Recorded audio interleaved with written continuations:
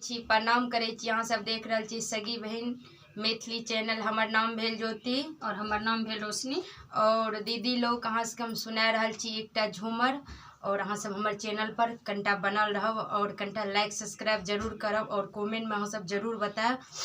केसरिया लंबे बाल राजा छोड़ने ना दोगे, केसरिया लंबे बाल राजा छोड़ने ना दोगे, छोड़ने ना दूंगी राजा, छोड़ने ना दूंगी, छोड़ने ना दूंगी राजा, छोड़ने ना दूंगी, केसरिया लंबे बाल राजा छोड़ने ना दोगे, केसरिया लंबे बाल राजा छोड़ने ना दोगे।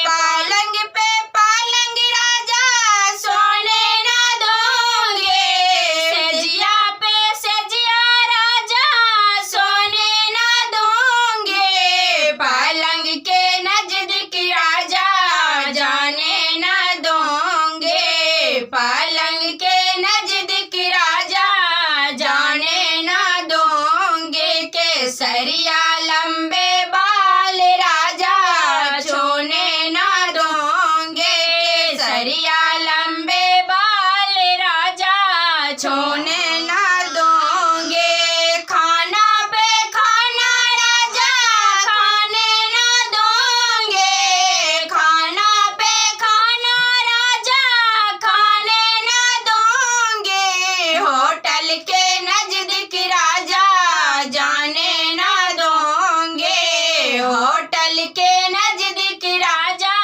जाने ना दोगे, केसरिया लंबे बाल राजा छोड़ने ना दोगे, केसरिया लंबे बाल राजा छोड़ने ना दोगे, छोड़ने ना दूंगी राजा, छूने ना दोगे, छूने ना दूंगी राजा, छूने ना दोगे, केसरिया लंबे बाल राजा छोड़ने ना दोगे।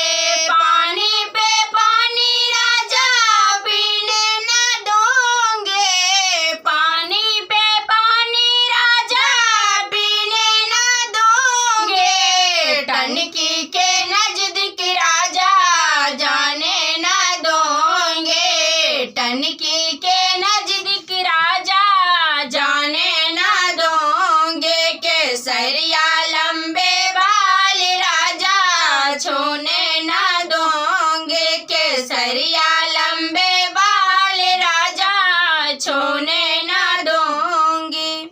हमर सबके गाना केहन लागल और ई भेल झूमर और अहाँ सबके नीक लागल है तो अहाँ सब जरूर कमेंट में बताएब और लाइक सब्सक्राइब हमर चैनल के करब कंटा। हे दीदी अहाँ सब से विनती है हमर चैनल के कंटा सब्सक्राइब करब और लाइक करब और अहाँ सब से फिर हम मिल रहल छी।